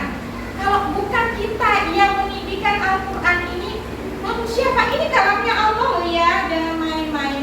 Maaf tadi itu saya, ini termasuk ada. Saya tidak terima kalau Al-Quran ditaruhnya begini. Pasti saya taruhnya begini. Al-Quran saya tidak terima kalau di atasnya ada sesuatu, kita taruh begini, kita taruh. Ya Allah, Allah Maha Tahu, saya tidak berani naruh segala sesuatu di atas Al-Quran. Itu tidak ada. Kalau bukan kita, Allah yakin di sini Allah mau minta rahmatnya dan doa terkabul semua. Silakan berdoa yang tadi labbaik Allahumma labbaik labbaik la syarika lak labbaik walhamdulillah wa ni'mal wakil la syarika lak. Saya ingin umroh Ramadan saya bisa dengan anak bahkan sudah ada jamaah 7 orang insyaallah, mudah-mudahan yang akan bersamanya, mudah-mudahan bisa sampai dengan 12 atau 22 orang. Mintanya umrohnya Al-Aqsa soalnya Bu. Terus saya diajak bulan Ramadan karena kenapa saya suka dengan umroh bulan Ramadan itu karena bagi orang yang belum haji keutamaannya pahalanya bersama haji bersama Rasulullah. Ya. Doa Bu ini saya juga berdoa ya Allah memudahkan ya. Jadi seperti itu. Al-Quran nomor 1 Al-Quran Bu, Al-Quran. Bagi ibu-ibu yang punya anak kan di sini tak lihat juga ibu-ibu muda, usahakan belajar Al-Quran minimal Al-Fatihahnya. Nanti yang ngajarin Al-Fatihah itu ibu. Fatihah kan dipakai ya, sehari aja 17 kali ini. Dipakainya sampai mati. Ada nggak tawaran? Oh dia lagi sakit di tempat tidur nggak sholat. Ada nggak? Sampai nggak bisa bergerak aja disuruh dengan isyarat. Makanya yang punya orang tua yang maaf ya dipuji. Orang tuanya sakit dan harus merawat orang tuanya, jangan lupa ingatkan sholat. Itu pahala. Pahala bersihkan. Karena saya juga pernah merawat ayah saya. Harus pakai pampers di atas tempat tidur. Saya usahakan, kita usahakan dia bersih dari najis, kemudian dia bisa sholat. Pahala Bu luar biasa. Jadi jangan kemudian ketika ada yang sampai kepada kita nih, orang tua kita rawat nih, jangan sampai itu pahala emas itu. Sampai jelas orang surga itu mahal. Siapa bilang surga itu murah? Surga itu mahal. Ya. Jadi kalau dapat itu ini ladang emas nih. Kalau dapat merawat orang tua nih ladang emas. Ladang emas. Apalagi ingetin sholatnya. Ya. Jadi saya berharap sekali mudah-mudahan ini adalah satu fadilah yang kita dengan ada Al-Quran keberkahan. Tidak ada yang tidak kita bisa dapatkan keberkahan yang melainkan bersama Al-Quran. Makanya moto kita semua dengan Al-Quran. TPI kita hidup mulia bersama Al-Quran. Tidak ada yang tidak ada kemuliaan. Guru-guru kami mudah-mudahan Ustazah Cindy ya, guru kami itu hampir 2 tahunan ya. Alhamdulillah bersama Al-Quran, yang rasanya nggak masuk akal. Nanti cerita Bu Ida, saya lihat motor baru ya, enggak, keluarga saya minjemin. Tidak membeli, tidak memiliki, tapi menikmati. Loh, ujungnya kan menikmati. Kita kan harus punya falsafah hidup yang enak. Loh, katanya kepengen awet muda. Gak usah bingung-bingung. Tidak memiliki, tapi menikmati. Sampai kapan pakai on? Kenapa kebanyakan motor? Loh, coba. Kita sekarang kan pengennya beli, berapa harganya tuh? Yang satunya bilang begitu, Bu, saya alhamdulillah bisa beli rumah. Padahal dia cuma guru ngaji di saya. Pekerjaan lain tidak ada. Suaminya tukang bikin keris. Siapa mau beli keris tiap hari? Saya mau tanya. Siapa mau beli keris tiap hari? Tapi bisa bikin rumah. Saya datangnya, Allah, tidak Bu, apa berkah saya jadi guru ngaji tempat tidak tak tahu nih. Itulah yang pasti dari rezeki yang tidak disangka-sangka. Dan Ramadan kemarin suaminya berangkat umroh sama saya 21 hari. Gak usah kan? Perlu didatangin orangnya. Tanya lagi mobil tuh mobil siapa? Bermobil. Tuh, kan musik ketahuan itu. Mobil siapa? Punya saudara, saya disuruh pakai. Tak kira beli sendiri. Sampai kapan ya pakai orang? Gak apa-apa. Tak kira beli sendiri. Rumah dapat, mobil dapat, coba. Saya bilang tidak memiliki, hanya jadi guru ngaji. Habis ini semua daftar. Lu jadi guru ngaji semua, ya Allah. Masya Allah. Ya semangat ya. Semangat. Taksim. Habis itu ngajarin yang bisa. Saya cuma belum bisa ngajar apa-apa, nggak apa. Taksim apa-apa aja. Ya semangat ya Bu. Nah itu keberkahannya. Insya Allah. Terus kemudian saya dengan cepat untuk keutamaan. Lihat Ustazah di sini. Ustazah Siti nih, kita harus memuliakan guru-guru anak kita. Harus Bu, kalau kita tidak ada adab dengan guru anak kita, jangan harap anak kita memperoleh keberkahan. Jangan harap. Karena keberkahan guru itu sekarangkan kepada anak-anak. Guru di sekolah itu adalah orang tuamu. Kan itu kan, anak kita kan kehidupannya gitu. Di sekolah sama, di rumah sama kita jadi gurunya. Di sekolah sama guru-gurunya untuk mendapatkan ilmu. Maka dari itu ketika di rumah jangan sampai anak kita nggak dapat ilmu. Ilmu apa saja? Ilmu nyapu. Coba, ilmu nyapu ini ada loh. Ada yang anak-anak tuh nyapu nggak bisa. Dia kesana kesini, nyapu dulu kesini, jalan sampai sana balik lagi. Dulu saya gitu soalnya. Sampai sini balik lagi. Nyapu kesana kesini, kesana kesini, kesana. Sampai itu kan ilmu nyapu. Beresin tempat tidur. Itu ilmu Bu. Jadi sampaikan ilmu itu bisanya ilmu itu diterapkan. Di sekolah juga ada. Maka ketika kita namanya manusia berselisih misalnya sama Ustazah Siti nih, maka jangan sampai membicarakan Ustazah Siti di depan anak. Itu bagian adab. Nggak boleh. Saya begitu menyampaikan kepada anak-anak saya. Kalau anak saya ada menyampaikan tentang gurunya, pasti saya tabayun dan saya tetap menyalahkan anak saya. Tar dulu, ceritanya seperti apa? Nanti saya selesaikan, saya datang. Ustazah, ngapunten seperti apa? Namanya anak-anak. Ya, itu salah satunya ada. Nggak boleh. Guru itu harus ditaruh di atas kepalanya anak biar biasa. Agar supaya berkah. Ilmunya anak kita nih berkah. Kalau kita punya uang lebih, punya rezeki lebih, jangan pelit dengan guru anak kita. Bukan berarti kita nyuruh Bu Siti dikasih macam-macam, enggak. Jangan pelit. Kenapa? Apa yang diajarkan oleh gurunya anak-anak ini nggak sanggup kita. Kalau sanggup ngapain nyekolah ini? Kerjain aja semua sendiri. Coba sekarang waktu pandemi saya mau tanya, semua orang tua hampir semua video nyiksa anak. Coba ya betul kan Bu? Pancasila ada video kayak gitu kan? Anaknya ngomong apa kadang gitu salah terus. Keplokinya siapa? Itu anak satu, guru ini anak satu kelas 40, 30-an ada ngeplokin anak orang. Sekali jewer mungkin langsung dibawa Pak polisi. Dia tiap hari nyiksa anak dan bawa Pak polisi. Gurunya cuma jewer, gurunya di sini. Coba berapa banyak kejadian kan? Guru-guru yang dia juga manusia. Ya. Nah itu begitu juga yang pada saat kita ngajar. Pasti gini, kapan pandemi berakhir? Kenapa pengennya segera masuk gitu ya. Di antaranya ilmu yang berkah memberikan nilai kebaikan di dalamnya tentunya, dan keutamaan untuk ilmu adalah warisan para nabi. Jadi sekali lagi tadi saya sudah mengajarkan doa ilmu yang berkah adalah sudah biasa nih kita, atau ini asal pak iman nafi'ah. Ini harus ada di kita tiap hari. Warizqan thayyiban wa amalan mutaqabbalan. Kita minta 3 hal. Allahumma ini asal pak iman nafi'ah, minta ilmu yang bermanfaat, warizqan thayyiban, rezeki yang baik, wa amalan mutaqabbalan. Saya agak sedikit cepat di belakang. Nanti kita buka dengan tanya jawab. Utama memprioritaskan waktu untuk belajar Al-Quran. Kenapa? Keberkahan Al-Quran itu pertama, perantara yang diturunkannya Al-Quran melalui satu malaikat terbaik, termulia, yaitu malaikat siapa yang mengantarkannya? Malaikat Jibril. Keberkahan waktu diturunkannya di bulan apa? Bulan Ramadan. Keberkahan dari tempat diturunkannya di mana? Turunnya Al-Quran di mana nih? Di mana turun Al-Quran? Masa di Jogja? Di mana? Di tempat yang termulia di muka bumi. Di Mekah.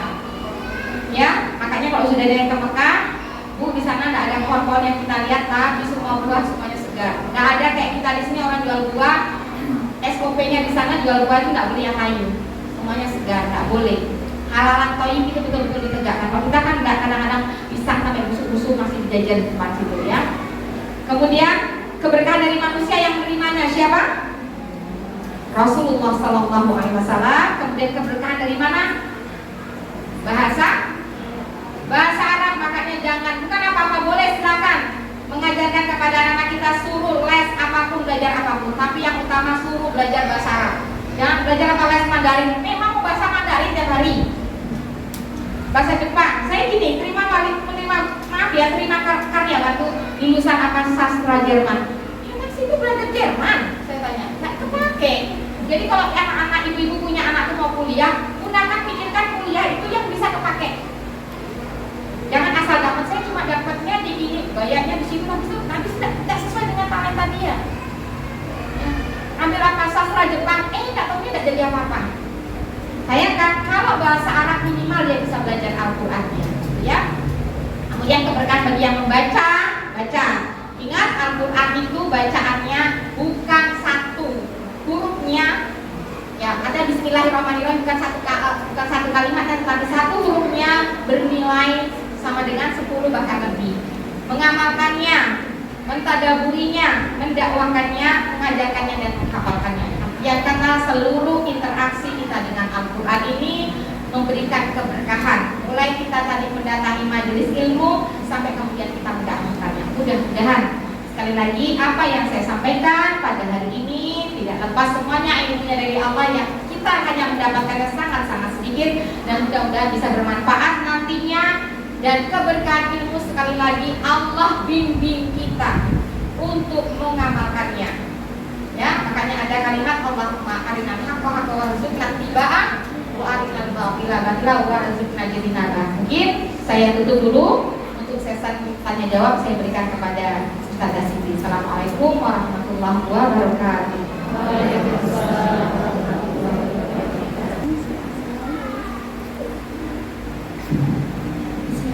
Assalamualaikum warahmatullahi wabarakatuh. Ya, perkenalkan nama saya Nanda dari Keraton Jogja. Jogja ya, dekat banget dengan Keraton utamanya. Ini bertanya, sebelumnya terima kasih Ustazah ide untuk materi yang sangat luar biasa. Dan nama itu untuk tentang wakaf bisa betul ya. Ini bertanya tentang mental serba kan beda-beda ya. Nah, bagaimana membentuk mental dengan keyakinan iman kalau ya memang tentang wakaf itu sangat penting.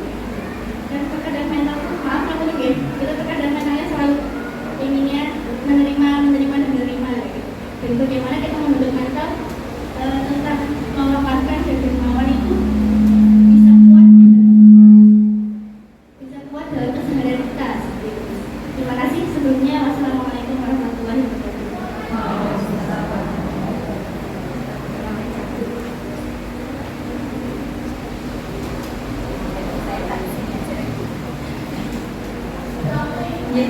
Terima kasih Gus Nanda. Selanjutnya pertanyaan kedua dari jamaah yang di Serambi mungkin ada? Monggo, silahkan. Nanti kalau tidak bertanya mau ditanya loh ini. Ya, dari yang Serambi sebelah selatan.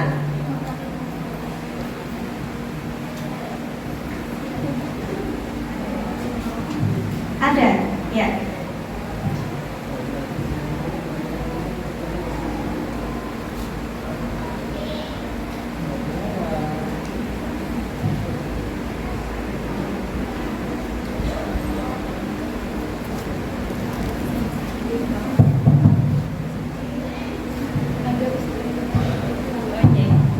Ya, monggo silahkan. Assalamualaikum warahmatullahi wabarakatuh. Ya, nama saya Siti Aisyah dari Ujung Growong. Ingin bertanya Ustazah berkaitan dengan umroh ya. Yang sewu, gimana kalau misalnya pengen umroh tapi sementara yang sewu karena ini betul memang dijamin oleh Allah untuk rezekinya, yang penting kita niat. Tapi kalau masih ada urusan tanggung jawab yang istilahnya wajib-wajib, tetapi kok memprioritaskan umroh, itu bagaimana? Apakah istilahnya bijak untuk hal ini, ataukah ya memang tidak apa-apa seperti itu? Itu saja yang ingin saya tanyakan. Ya, terima kasih. Ya, wassalamualaikum warahmatullahi wabarakatuh. Satu penanya lagi, ada bisa ya? 3 penanya. Monggo satu penanya lagi, kesempatan terbaik nih, mumpung ada Ustazah Rosidah yang bisa menjawab langsung. Ada? Ya, silahkan dibantu Ustina.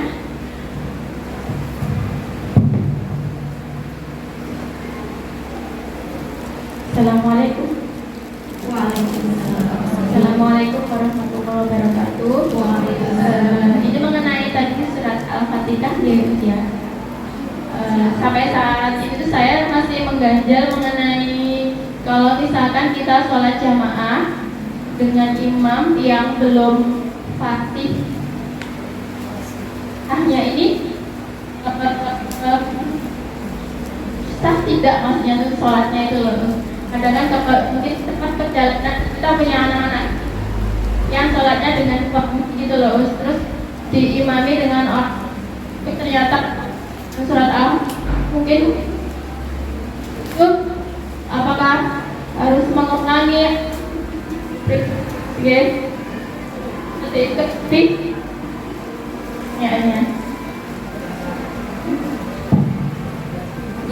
Ya. Dari Bunda siapa? Bundanya Fakih ya? Ya. Bundanya Fakih. Oh iya, jadi dari Bunda Fakih ya.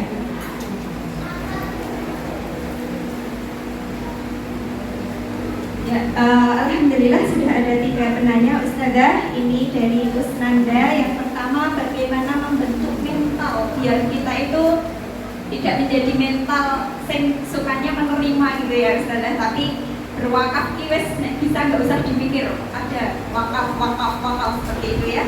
Kemudian yang kedua dari Bu Siti Aisyah, ada keinginan untuk umroh tetapi mungkin terkendala mau mengikhtiarkan nyelengi atau nabung, itu masih ada urusan wajib yang harus diselesaikan seperti itu Ustazah. Apakah bijak ketika kemudian kita terus tetap harus mengikhtiarkan gitu? Nah, kemudian yang ketiga tadi terkait dengan surat Al-Fatihah ya, ini alhamdulillah Ustazah, bunda-bunda di sini sudah pada belajar tahsin. Dan hari ini juga Allah izinkan beberapa wali santri rutab untuk tidak bisa mengikuti kajian di sini karena mengikuti sertifikasi di UMI. Iya, sertifikasi di UMI. Seperti itu. Dan jadi ini pertanyaannya karena sudah belajar tahsin gitu ya, jadi tahu ya bacaan Al-Fatihah. Ya, maka bagaimana jika sholat jamaah dengan imam yang belum fasih cara bacaannya? Monggo Ustazah Rosidah ini mau dijawab ya, keberapa?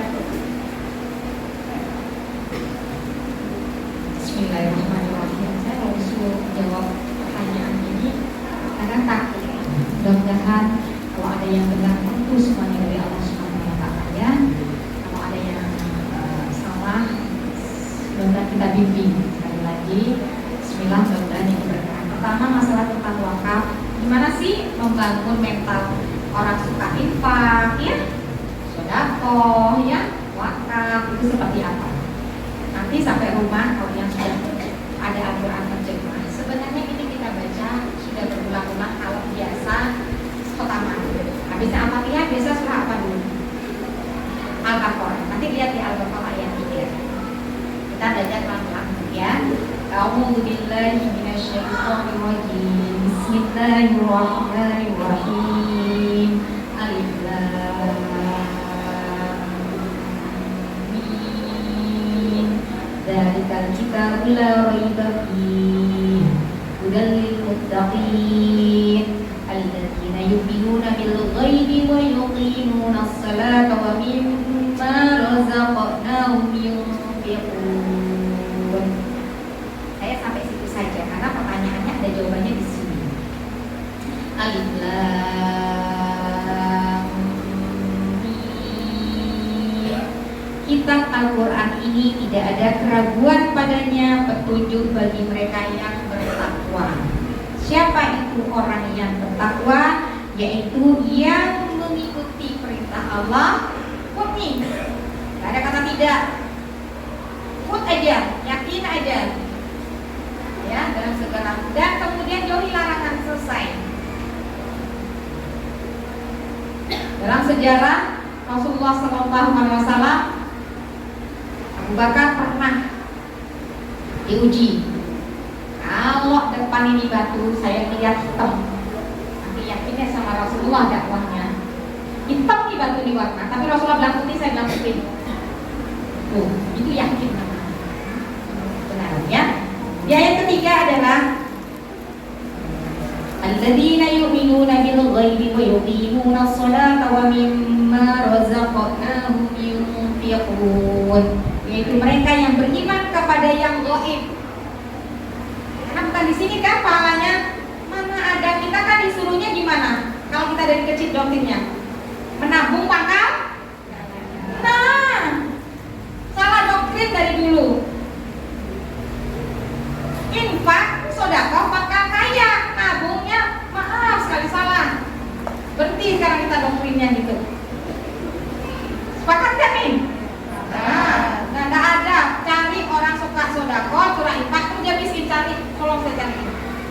Kalau bukan karena dia hidup sederhana maunya. Ya, yang Coach Stephen itu saya dengar loh ya, menikahnya padahal punya harta cukup banyak. Di mana dia menikah? Di KUA biar 600.000. Uang yang lainnya katanya kejelang sama istri saya, sama istrinya maksudnya. Mau nggak menikah dengan aku? Aku bisa kok mau bikin undangan ratusan, mau punya uang. Tapi syaratnya menikah sama aku bayar 600 kok. Kalau mau nggak mau, sisanya untuk apa? Semua dia infakkan di dalam Allah. Nanti orang kayak gitu itu kan bingung nih. Punya suami kaya ya. Banyak kan topik 3,8 miliar loh ya. Udah salah ya, mudah-mudahan saya takutnya salah saya nyebutkan. Saya ikuti terus nih, ini orang meninggal mulai keluar semua kebaikannya. Nah itu ya, jadi itu. Dimana kita harus cari ilmunya, kita cari orang-orangnya untuk menguatkan kita cari, dan ada wakaf itu.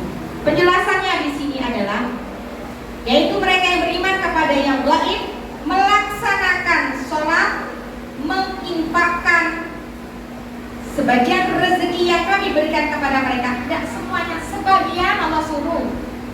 Infakkan semuanya, tidak sebagian Allah. Coba.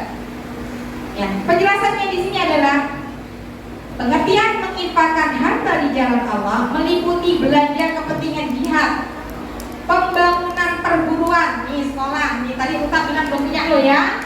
Yuk kita usung bersama. Rumah sakit, usaha, penyelidikan ilmiah dan lain sebagainya. Yang terdekat 4 sudah jelas untuk tempat ngaji setiap hari itu udah jelas.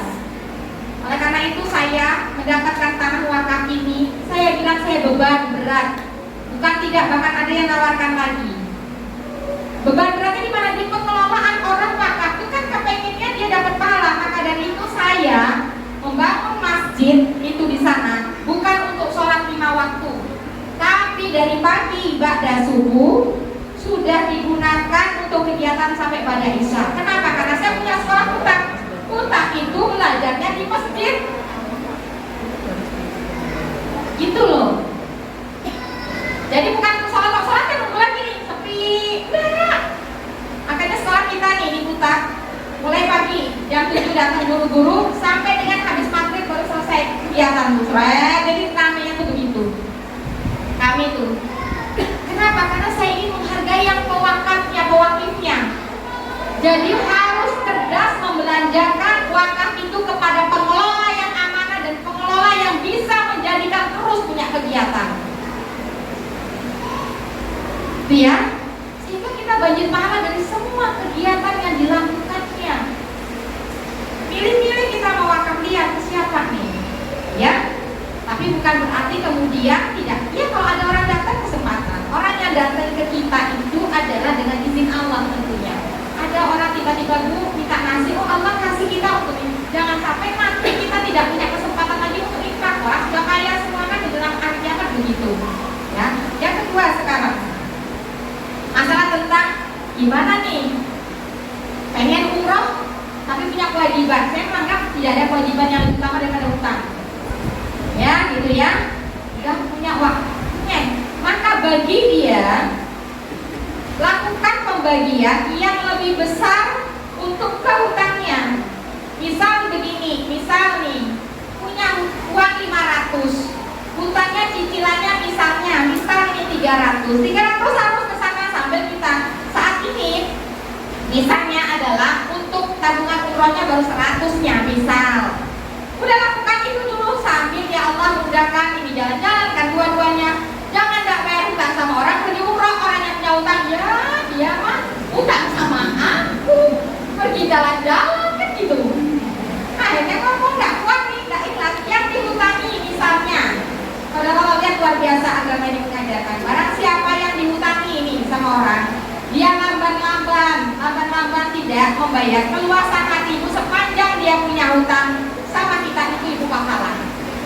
Apalagi kalau melihat dalam tanda kutip ada kan orang yang itikannya memang suka berhutang tapi harus bayar, bukan nggak bisa.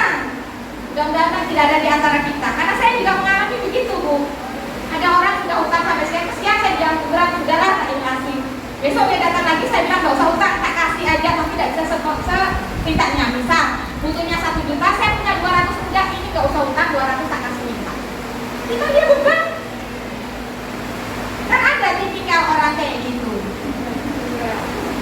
Kejawab ya Bu ya. Nanti Ibu yang misalnya ada teman yang utangi udah dapat jawaban alhamdulillah sepanjang dia masih punya utang sama aku dan dapat pahala setiap hari. Dah, nggak usah nesu. Tambah malah berat jangan bayar beda dapat. Oh itu indahnya Islam, jadi nggak ada lagi hubungan konflik antar sesama. Yang punya hutang ternyata kayak gitu Bu, jangan kasih pahala banyak-banyak cepat bayar.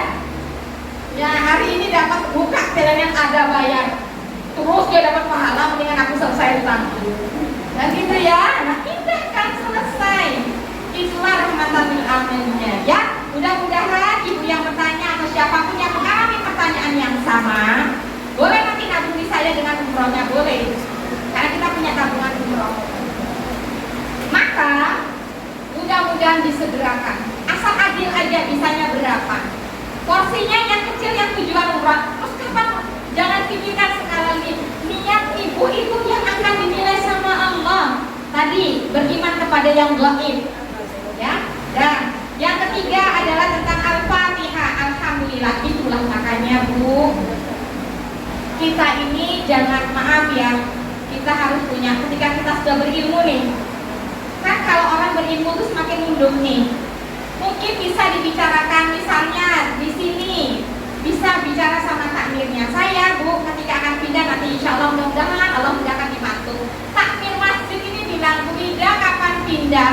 Saya mau belajar ngaji lagi sama Ibu Ida. Ngapain? Saya rasa saya tidak pantas coba.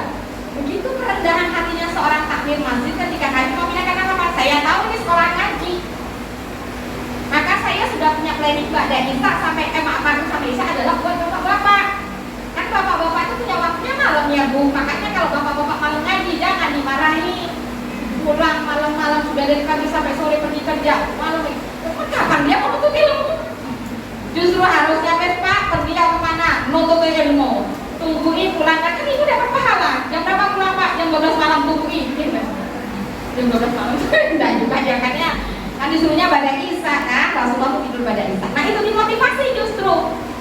Nah mungkin dipelajari karena kan tadi pertanyaannya, bagaimana kemudian ketika kita jangan salah pertanyaannya, berimam kepada orang yang bacaan Al-Fatihahnya salah, sementara itu menjadi satu amal yang diterima ya. Kita boleh kok sakit ketika kita sholat itu tidak membaca yang namanya surah, karena surah itu hukumnya sunnah. Baca kemudian doa iftitah juga sunnah. Yang wajib adalah Al-Fatihahnya. Terus gimana ketika Al-Fatihahnya salah? Nah coba diomongkan baik-baik ya. Mungkin bapaknya mungkin nanti bisa taksim. Karena saya juga tahu apakah kesalahannya fatal. Kalau kesalahannya di makharijul huruf bisa jadi fatal, karena nanti besar. Artinya perbedaannya arti. Tapi kalau kesalahannya dengan tajwid, saya kurang tahu apakah akan ada perbedaan. Misalnya bacanya alhamdulillah itu kan pakai ha. Ketika baca alhamdulillah, nah saya nggak tahu. Apalagi alhamdulillah, nah saya juga nggak paham nanti ya. Alif dengan alif pun beda. Allah Maha mengetahui dengan alif pakai alif adalah keji. Beda ain dengan al-a. Depan ain di sini di tenggorokan, makanya dia disebut dengan huruf khalq ya. Namanya idhar khalqi makanya. Karena di tengah perbedaannya di situ. Maka kalau di makharijul huruf maka kesalahannya bisa jadi kesalahannya berat. Tapi kalau misalnya dipanjang pendek, mudah-mudahan ilmu tajwidnya mudah-mudahan. Sekali lagi mudah-mudahan dengan ini nantinya. Ini mana akhir ini? Mudah-mudahan Allah berikan ibu-ibu sudah mulai lebih banyak pinternya, para ayah berarti ini. Ya, para ayah ya. Mudah-mudahan anak-anak kita nih yang sekolahnya di UTAP ya. Nanti programnya masuk juga di UTAP. Lihat 10 tahun kemudian anak-anak ini sudah punya yang namanya cikal bakal. Ibu-ibu harus belajar bagaimana membelanjakan nih kalau anak ini sekolah ngaji. Berapa bayarannya di UTAP? 50.000, saya bayar 100.000. Itu bagaimana kemudian kita bisa mengambil apa ya namanya hikmah ya, hikmah dari siapa? Dari seorang, saya ini ada sebenarnya mau saya tutup dengan ini, Rabi'ah ya, sebenarnya namanya bukan aslinya Rabi'ah bin Faruk karena ayahnya Faruk. Mungkin kita dengar dengan kita terkenalnya dengan Rabi'ah Adawiyah. Bagaimana ibunda Rabi'ah ini menafkahkan, menginfakkan hartanya untuk memintakan menyekolahkan Rabi'ah. Berapapun dia bayar sehingga Rabi'ah ini menjadi ulama besar. Maksud saya begitu. Jadi kalau udah urusan belajar ngaji Bu, sudah jangan ini jelas berkah, ibu mulia bersama Al-Quran tadi. Tapi ibu kadang-kadang kita nih Bu, kita ini masih bangga, anak saya les apa bahasa Inggris bayarannya loh. Padahal dia juga gak bahasa Inggris sama kita gitu ya. Itu bisa bayar mahal. Tapi sebaliknya, nggak ada di sini, adanya di tempat lain. Ngaji aja lu pakai bayar, katanya harus sedekah. Memang guru ngaji ini nggak dihargai. Bayar 10.000 zaman saya 2013 masuk Jogja itu berat Bu. Katanya harus ikhlas jadi guru ngaji. Maunya sih nggak bayar. Harusnya kita bayar setinggi-tingginya kepada guru ngaji. Kita kenapa? Untuk memikirkan kehidupannya guru ngaji. Guru ngaji kan punya kehidupan. Kita muliakan dia sehingga anak kita ini berkah. Karena yang bikin anak kita pinter Bu, bukan gurunya.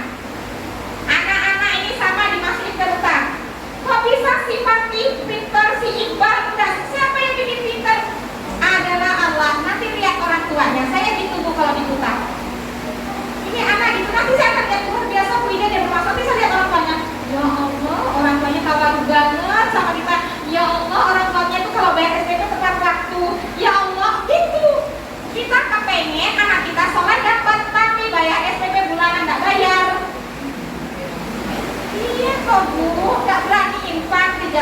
Allah. Sudah gitu sama gurunya nggak kawan, itu biasa tuh liga tuh bisa. Maka itu yang membedakan kenapa anak ini kok dimudahkan.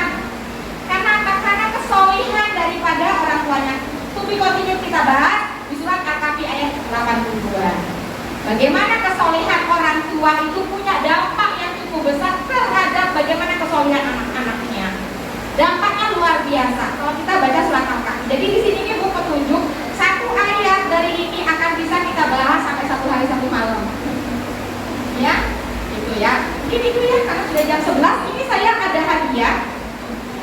Tadi 3 penanya diberikan hadiahnya.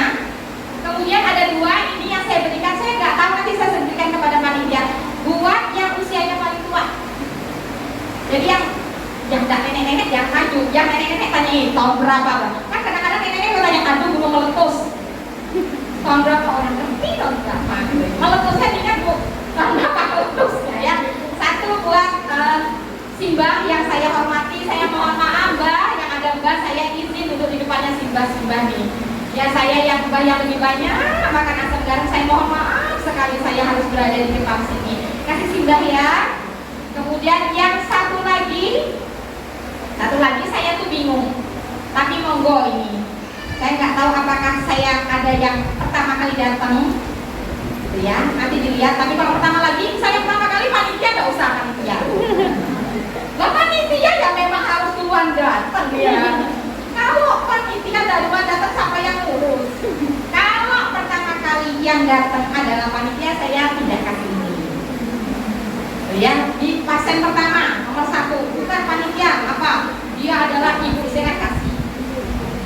Kalau misalnya tidak, bukan, ini mohon maaf ini masalah rezeki ya. Nanti boleh nitip sama Bunda Denda. Ini nanti kualitasnya bedakan antara kualitas saya dengan harga kami jual 10.000, tetapi kualitasnya beda karena kami berusaha untuk memegang teguh kejujuran dalam menjual parfum. Ya, tidak dicampur dan apa sebagainya. Bisa. Ya, sudah saya kasih betul. Sekali lagi Ibu, saya masih dapat surat lagi ini terakhir. Tidak, baru aja ada jamaah yang ibunya beberapa menit lalu meninggal. Nama jamaahnya adalah Ibu Lugineng. Ya, Innalillahi wa inna ilaihi raji'un. Kepada anaknya ini mungkin Ibu Fatimah, wali santri dari Raisa, Ibu Yuli, wali santri dari Villa PPA. Ya betul ya, dokternya. Ibu-ibu ini kita, baru saya kita meninggal, tidak ada yang meninggal ya. Ini ada saudara kita yang meninggal, sama-sama kita berdoa. Nanti kalau ibu-ibu tidak bisa ikutkan saja, boleh diaminkan karena ini semua doa yang saya baca ya. Bismillahirrahmanirrahim. Inna lillahi wa inna ilaihi raji'un. Allahumma firlaha warhamha wa'fu anha wa akrim nuzulaha wa wasi' mudkhalaha wa naqiha minal khataya kama yunqal abiyadu minad danas. Abdil khairan min dariha wa ahlan khairan min ahliha wa zawjan khairan min zawjiha wa adkhil hal jannah wa aqwatil jannah. Amin. Ada binar min ada di qabri wa ada di finnar. Allahumma la tahrimna ajraha wa la tuhibbana ba'daha. Ya Allah ya Subhanahu wa ta'ala, Allah berikan yang namanya Ibu Lugineng ini keselamatan daripada azab kubur dan azab neraka. Dan jadikanlah keluarga yang ditinggalkannya memiliki sebuah kesabaran dan kemudian tetap istiqomah di jalan Allah. Ya, yang dapat saya sampaikan sekali lagi.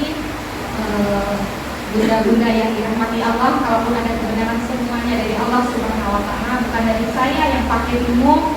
Saya mohon maaf ya sebesar-besarnya selama saya memberikan yang namanya berbagi ilmu yang saya miliki. Ada kelemahan, ada kehilapan, ada sesuatu yang mungkin tidak nyaman mungkin ya yang saya sampaikan. Saya mohon maaf ya sebesar-besarnya. Subhanakallahumma wa bihamdika asyhadu an la ilaha illa anta astaghfiruka wa atubu ilaik. Wassallallahu ala nabiyyina Muhammad wa ala alihi washabihi ajmain. Wassalamualaikum warahmatullahi wabarakatuh. Waalaikumsalam warahmatullahi wabarakatuh.